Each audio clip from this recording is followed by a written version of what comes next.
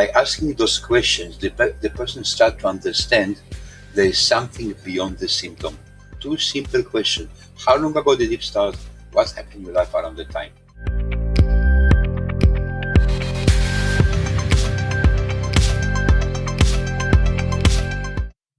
Welcome to this week's episode with Abundance in Action podcast. And my name is Krista Rolakshmi-Detten, coming to you from beautiful San Diego, California. And I welcome you to this week's Abundance in Action podcast, where we will continue the amazing conversation with Jure Biechonski. And we here in Abundance in Action podcast, we believe that each one of us, we have a treasure box inside. And once we open that treasure box, we can start to live our dreams on our terms here and now. So please enjoy this episode. And as always, please like, share, and comment in the end of it, and enjoy also the amazing gift Jure has put together. And if you have any other questions or would like to support us in any way, please let us know as well. So till the next time, be aloha. Mahalo. So what part does that process play in connecting to the conscious and subconscious mind as a therapist? Like, how is it you use it or don't use it, or why is it important to use those two polarities? As you notice, I talk in metaphors, and I like to simplify things, not to complicate them. So a person comes, why are you here? I'm suffering from clinical depression. So you see, depression, okay. So tell me, what are you sad about? And then there are two important questions that we forget to ask.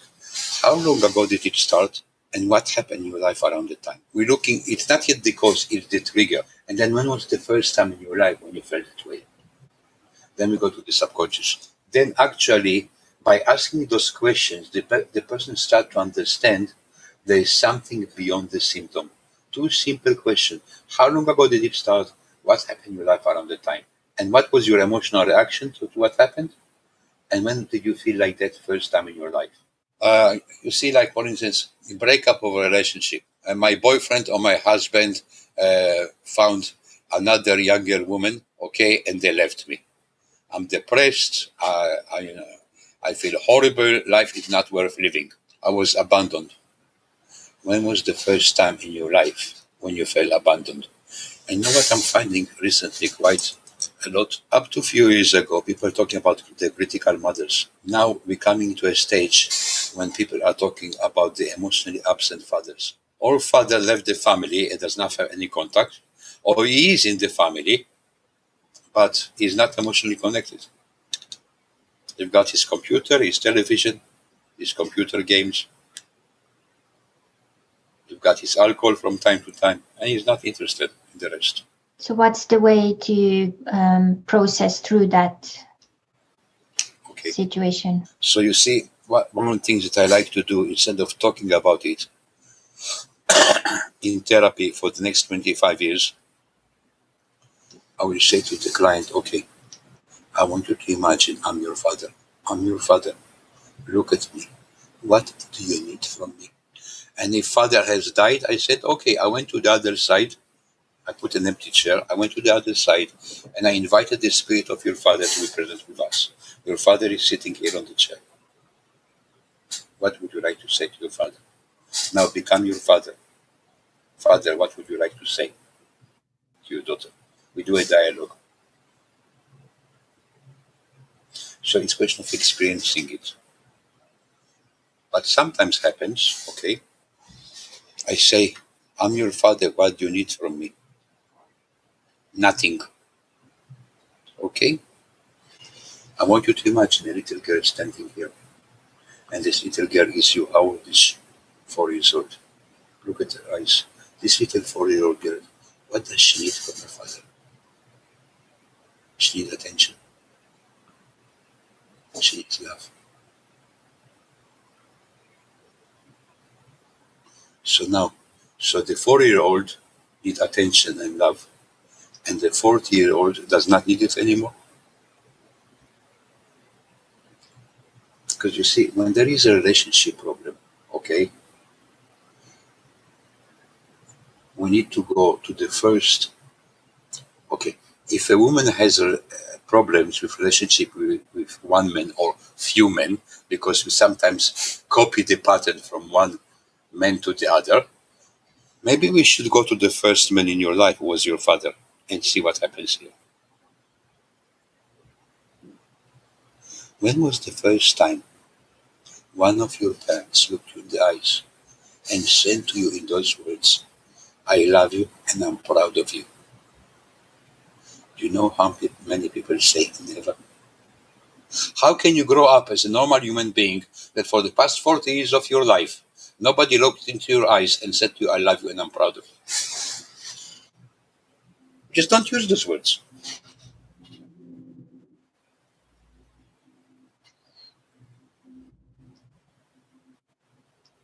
It's question of giving permission the person to ask for what they need.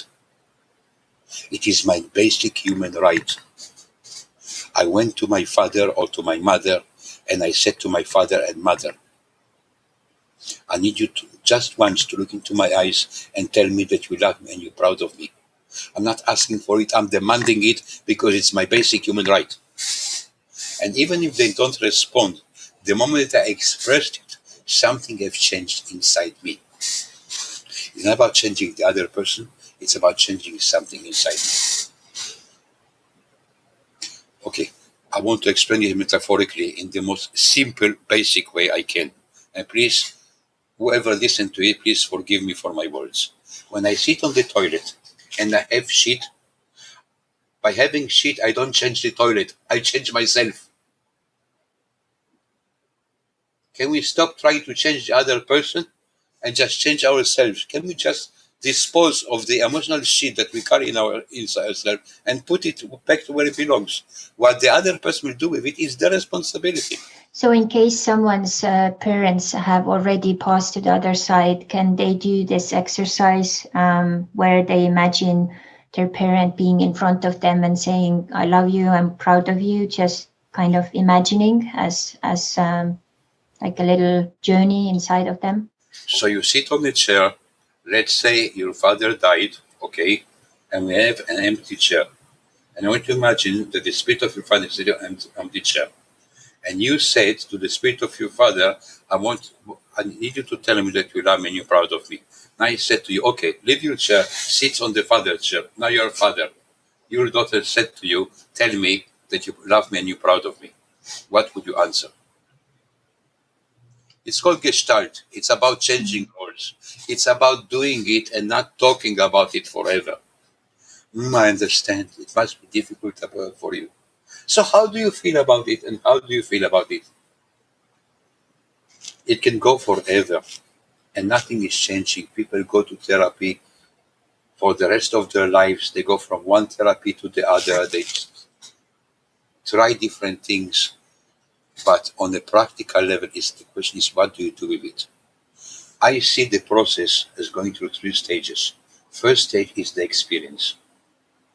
Next stage is the integration. What do I learn about myself through the experience? And then come the third stage, which is the most important of them all, is application. What are you going to do about it? So when someone does this process, because they are doing it, they start to shift, not only on their conscious level, but also on subconscious level. And then actually that, in a way, starts to like override the old programs, right? Yes, and it affects the environment. This is the beauty of it. You see, it takes 1 minute to change everything. It takes 1 minute. How long it takes to do 1 minute is another story. It's a process. But one sentence, one action, one step in life, and your life can just turn around. It takes 1 minute. The problem is how long we need to spend time to reach this 1 minute. So you have now traveled to like over 60 countries, and I'm, as an anthropologist, I'm 70. 70. 70, okay. Very excited to hear.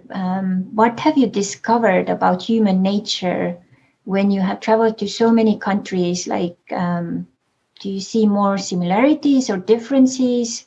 Is there some big insights you have collected from your journeys? Okay, I'll answer this question my way. Okay. Whenever I go to different countries, I also have television interviews, radio interviews, newspaper. And a lot of people ask me the question, what is the difference between us and the others? We're always looking to compare and looking for differences. Why don't we look what we have in common? When we're sad, we cry. When we're happy, we smile. You see, this looking at differences is brought so much misery, wars, and genocides to the world, and religious wars. Deep inside, we are all the same. You take a black person, brown person, white person, yellow person, you open their body, inside you're going to find the same two lungs and one heart. Under the color of the skin, we are all the same.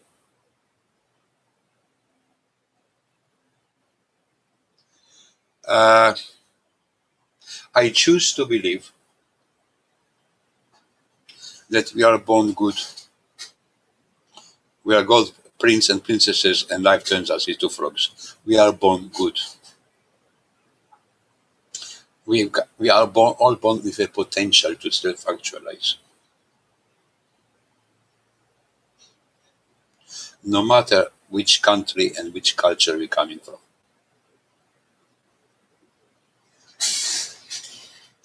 I always look for similarities, not for differences.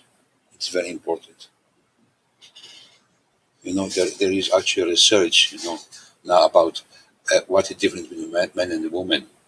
Do you know that women have smaller brains than men? Come on.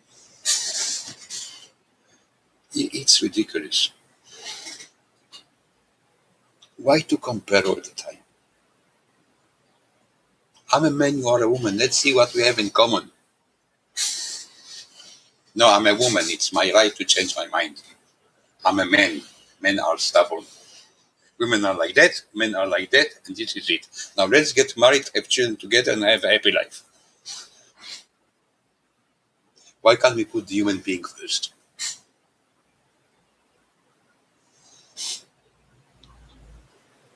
What can we put? Why can't we put the human, the person first? So now you have also done lots of research and have lots of experiences with your clients as well about cancer, and you also very into psychoneuroimmunology. Yes. Can you tell us the connection with those two, and what do you think causes cancer? Okay. What's your personal take? Okay. My first answer, my first responsible answer is I don't know. Now let's continue. Okay. What I'm looking at in my research more specifically is I'm looking at in what way there is something called complex post-traumatic stress disorder, and there is something called adverse childhood experiences. And they actually looking in what way childhood traumas can develop as cancer in adult life. Now, the research is inconclusive, okay, because in a way, our tools, academic tools of research, are too primitive to prove anything, in a way. But what I'm saying, it's worth looking at the possibility, because if I clean the emotional garbage that I stored in my body, there's something called cell memory. Our subjective perception of the environment is affecting our immune system and our neurological system. Now, there is another interesting research that says that life actually does not begin at birth. Life begins at conception. Life begins how the fetus inside the mother is experiencing the outside environment and reacting to it. There actually is some evidence to it today. So it actually negates the whole genetic theory.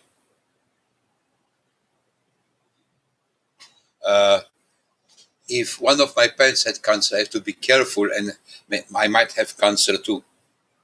And I need to go and check myself, especially when I'm a woman. I need to check my breast for breast cancer all the time. This fear is already affecting something. It's like with the coronavirus. The more they scare us, the more we're going to get it. We're supposed to be scared of something because it is how they can control us better. We've been controlled by fear. If you're not going to be good, you're going to be punished. So in the beginning, we had God. You're not going to behave, you're going to go to hell, and you're going to be punished. Religion has collapsed. Then we had the communism and the Soviet Union. The communists are going to invade us. There's no Soviet Union anymore. So then we invaded AIDS.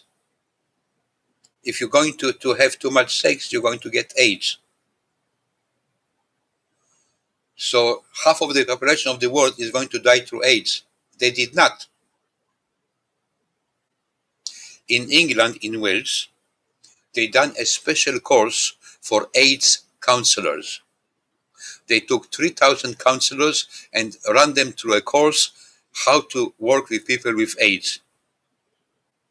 After they trained 3,000 counselors, nobody in all of Wales in England got AIDS. There weren't any AIDS cases. But they were trained counselors how to deal with AIDS. So always create something we have to be afraid of. Terrorism, I can go to politics and ask, who has created this Taliban and this kind of people, who sold them the weapons in the first place. It's just, I'm sorry. We are controlled by fear, and we need to find our own freedom we need within it. Yes, maybe I'm into conspiracy theories. Okay, what's wrong with that? Let's be skeptical and let's be critical. Let's not just swallow everything that they give us to eat. Let's have an independent mind, a critical mind. Help people to have their own independent mind. Think for yourself. Yeah, I so agree. I just found a quote by Gandhi, and it says, "An eye for an eye only ends up making the world blind." Okay, so I give you another quote by Gandhi. The only devils in this world are those who are running in our own hearts, and this is where the battle should be fought. We created those devils, and then we need to find an enemy to find, because as long as somebody is bad, this makes us good. And if somebody does not follow our model of democracy, we're going to bomb them. We're going to send planes and bomb them. War on everybody does not think like us and behave like us. Our morals are better than their morals. Yeah, and I have another one here from Gandhi, which is like really fitting in here, that he thought the enemy is fear. We think it's hate, but it's fear. Yeah. I was once in a lecture, and the lecturer asked, what is the opposite of love? And people say hate and things like that. And he said, no, the opposite of love is fear. We have fear of love. So what would you suggest? How can people start to move out of fear and into courage? Like, what's the connection there? Is there something they can do? So many people are so like extra afraid right now. The fear is so big. They are like paralyzed by fear. So what can they do? Or is there something they can think? First of all, okay, is to ask a person some simple questions. Okay? It's about teaching the person to ask questions, I'll give the answer. What is going to make you happy? What do you need right now to be happy? What is the most basic, simple thing that you need right now to be happy?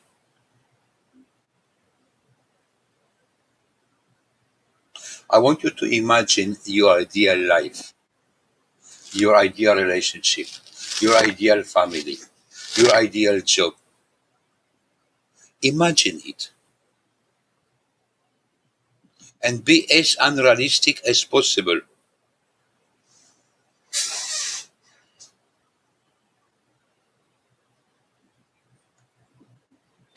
So what happens when they are unrealistic, as unrealistic as possible? What happens in their mindset and in their being? Then we develop. You see, if you take all the great philosophers, poets, artists, musicians,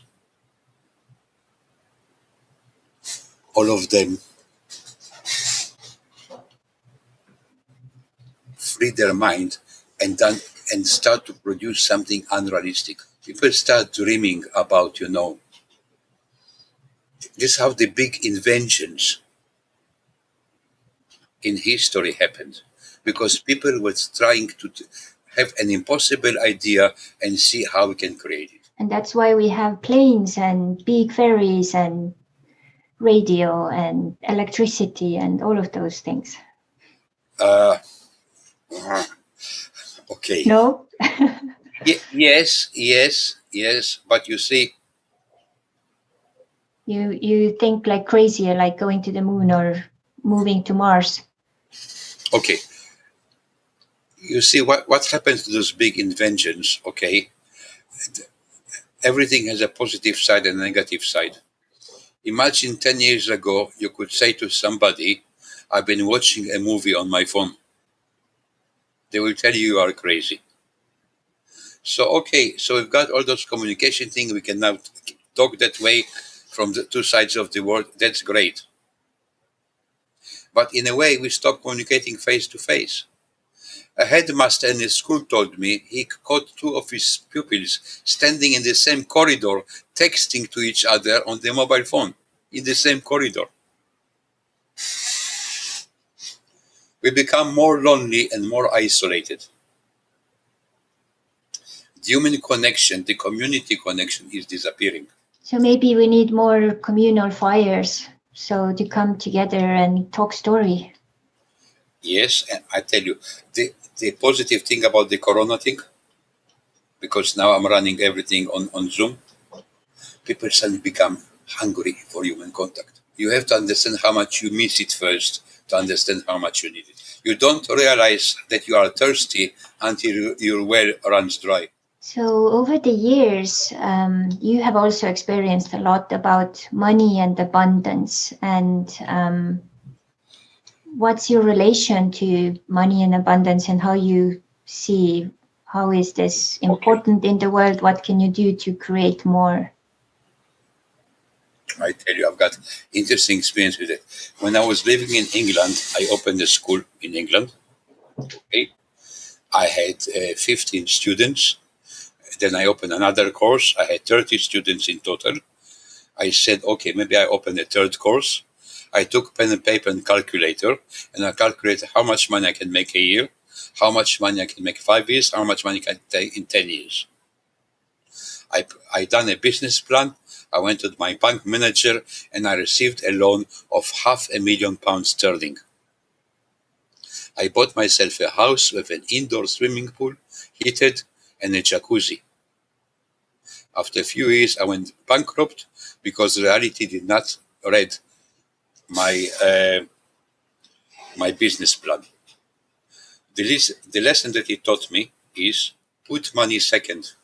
The abundance comes when you do something that you feel passionate about and you believe in it. Then you're going to get paid for it. It's about opening your heart to receive. So basically, going back to where we kind of also touched about, the mission and passion, and also sharing your gifts with the world. So Yeah. that like creates that abundance, and then you don't even need to work for it because you just do it out of passion and it just comes almost naturally. You see, as I said numerous times, my life was given to me back as a gift. I'm not the owner of the gift, I'm the keeper of the gift. And my mission in life is to give the gift to others. When I give the gift to others, I tell them the gift does not belong to you. You just keep it, and your mission in life is to continue giving it to others. This is exactly the reason I'm doing this interview with you, because I know it will go further. I've got something to say. I've got a message. I'm on a mission. I went to the other side, I was clinically dead, and I was sent back to do exactly that. So how can we help people to realize that before, like, almost going into that tunnel of light and dying? How can we wake them up other than Corona and other ways? Or is it just like you can't wake up anyone? It's just like when it's time, and it will be happening. And I want you to imagine that you've just been told that you've got 6 months to live in perfect health. After 6 months, you die. What are you going to do? When the answer comes, so why don't you start now for longer than 6 months?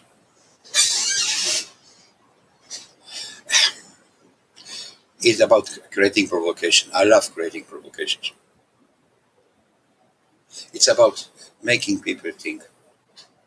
Not everybody likes it. Yeah, I might be too sharp for some. So now imagine like when this day comes and you move forward to another world, what's the legacy you would like to leave behind? We are greater than we are, and we are responsible. And when I said the word responsible, I mean response-able. We are able to respond to what is happening to us. That's very beautiful and very deep. You see, the whole idea is to touch somebody's soul and allowing myself to touch by somebody's soul. It's not an intellectual exercise. It's much more than that. And the moment that they took the human behavior and human nature and human desires and locked it into a scientific boxes and put labels on each box, at that moment what they try to do is to kill the human spirit. They start to classify us. Depression is just deep sadness. And this deep sadness, in my opinion, and I might be wrong, I love this sentence, in my opinion, I might be wrong, it's the inability to become angry. Angry people don't get depressed. Anxiety disorder, what are you afraid of? What is the fear? Because you see, if I come and I say to my environment, I feel sad, I feel sad, they will say to come and snap of it. It's not the end of the world. But if I'm going to say I'm suffering from depression, or I say clinical depression, oh, poor you, you are sick. Go to get empathy and understanding now. So those labels we create just to protect ourselves and to get stuck into it. People swallow antidepressants for 20, 30 years, go to therapy once a week, and after 20, 30 years of therapy, they're still depressed. Because the therapist, the psychologist is trying to get them back to function in real life. I don't want to function in real life. This life might be real, but it's not for me. I don't want to work in this office, on this place of work. It's horrible. I don't want to stay in this relationship. My needs, emotional needs, are not met. It doesn't have to be abusive or violent. It's my emotional needs are not being met. So I went to therapy and I learned how to ask for emotional needs. Okay. My husband doesn't tell me that he loves me. So what do you want me to do? Homework, go to your husband and tell him that you need to hear him tell you that he loves you. So she went and told him. She comes next session and she said, my husband said, 30 years ago when I married you, I told you that I love you. If something will change, you'll be the first to know. So what do I do next? I'm going to convince her to accept reality and to continue in this kind of life. Look at the beautiful side of your husband. Okay? Maybe you don't need to hear that you loved. What do I do? For me, the individual comes first. The individual needs come first. What we do, we sacrifice ourselves for a dream, for a fairy tale that never happens.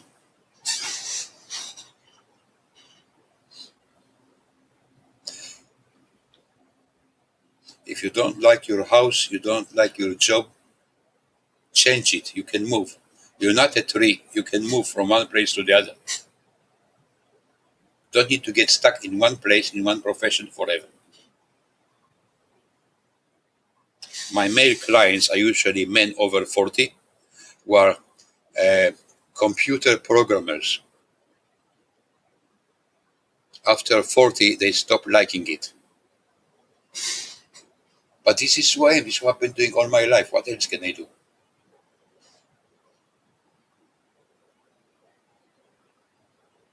We get stuck in some kind of narrow perception. If you start something, you have to finish it. Stability and security in life is the most important thing. Stability and security, the weather is unstable. One moment it's raining, the other moment the sun is shining. Then it comes day, then comes night. Everything is moving. The river is flowing. I cross the river and the river is not the same river anymore. I cannot cross the same river twice. But we human beings require stability and security. I'm sorry, it's unnatural.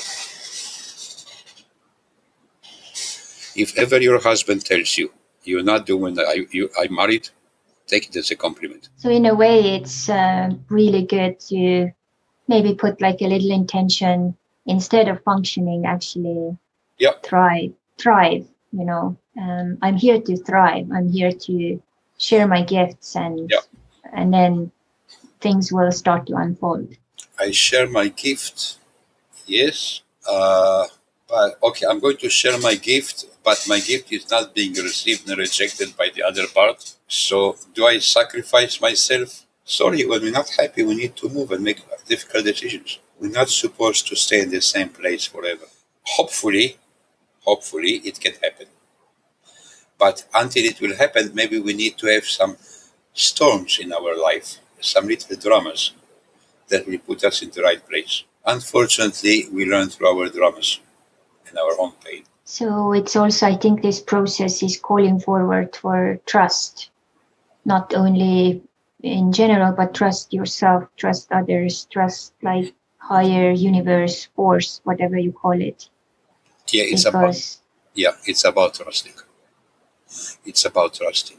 And in a way, always to ask myself a question, what have I learned about myself, not from that person, but through that person? Why do I attract the same people into my life over and over again? What it is about me. And because I choose to believe that each person that I meet in my life, professional, personally, I meet them for a reason. This person came to me to teach me something about myself. When the client leaves my therapy room, I take few minutes for myself. I take a deep breath. I go inside myself and I ask myself, what have I learned about myself through this person?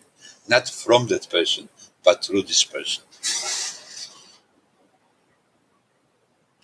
Okay, let me say it in another sentence.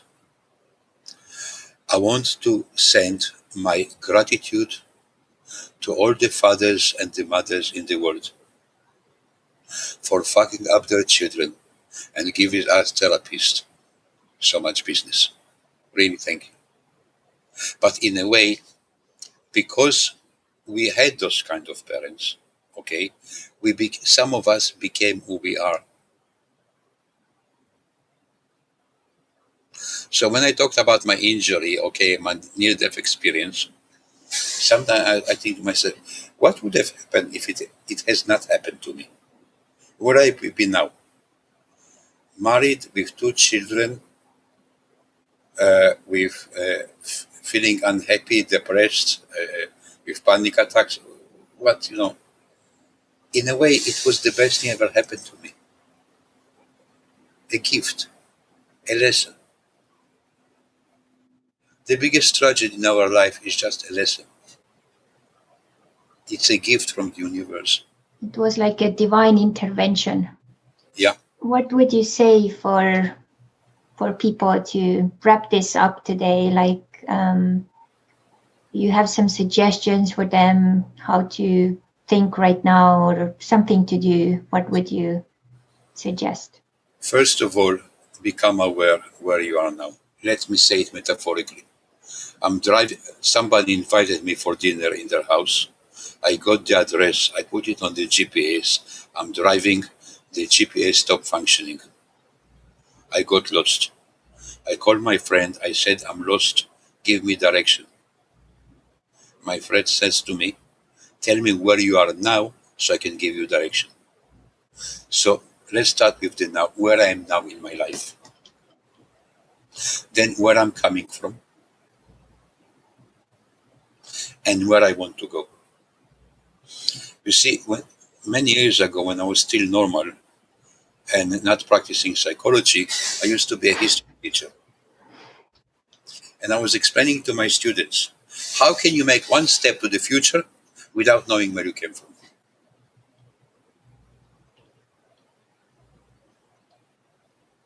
So the here and now is very nice.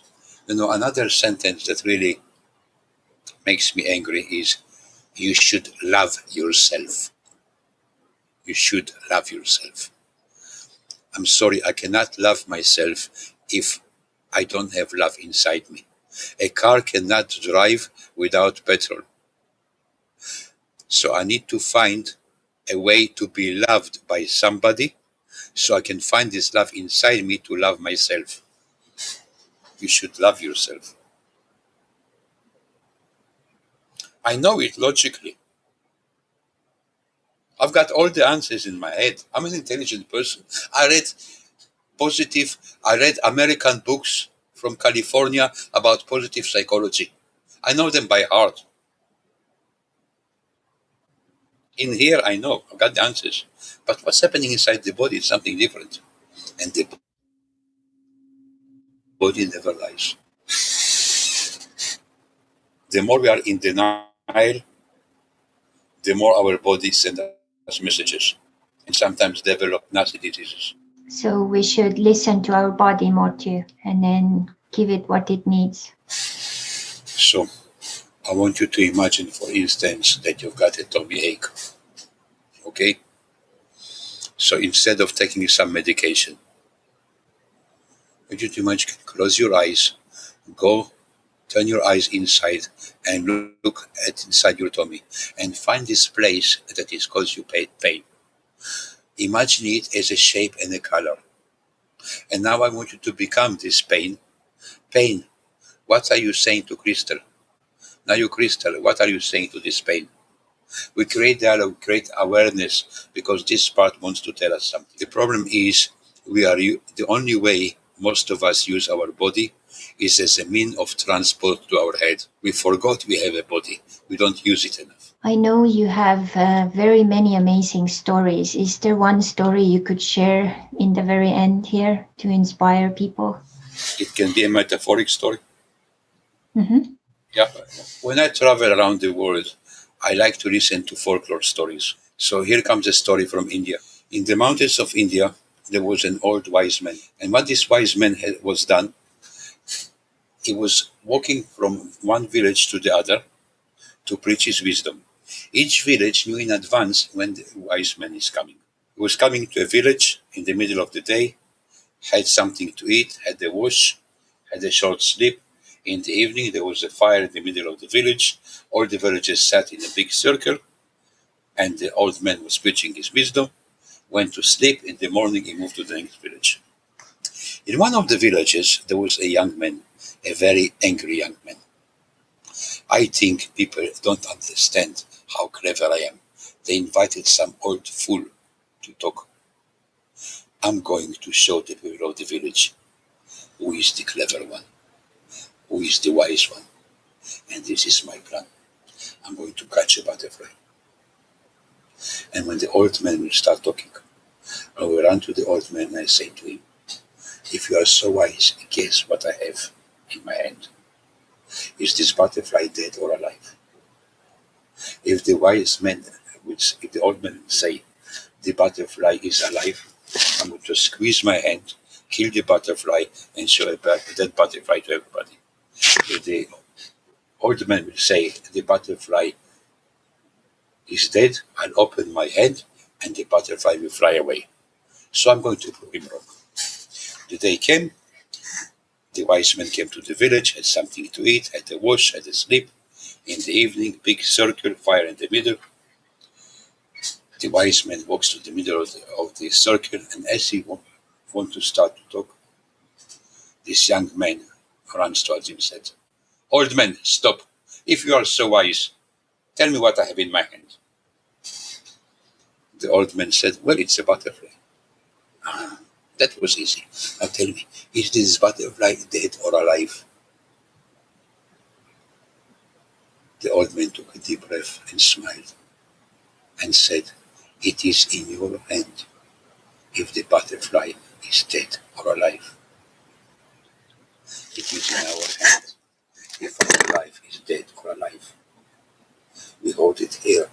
We hold life in our hand. What are we going to do with it? Close it and kill it, or just keep it with an open hand and share it as a gift with humanity. See. What a beautiful story. It is really in our hands. So thank you so much, Jure, for this beautiful time and sharing all the knowledge and all the treasures with us. Such an abundant time. And you also are going to record a special video for our guests. So it will be a little surprise what this is. So once it's done, we'll make a special page so people can load it up and then enjoy it. And so if people would like to, if they probably have to live in Estonia, I guess, if they want to be part of your school, or do you have online school too, like people can be part of? Okay, at the moment I've got a school in Romania, in Moldova, and in Armenia. But I do courses online too. Mm-hmm. So what's the best way to find info about your courses? Is there one page where it's all collected, or? Okay, I like the personal contact. Okay, find me on Facebook, write to me. Mm-hmm. And then you can give them information. Yeah. Okay. So we put your details below this podcast in the notes so they can find it. Okay. Yeah. Thank you so much. And I wish you all the best with the beautiful targets and goals you have. And I think this information as happiness expert is very needed in the world. So thank you for what you do and who you are.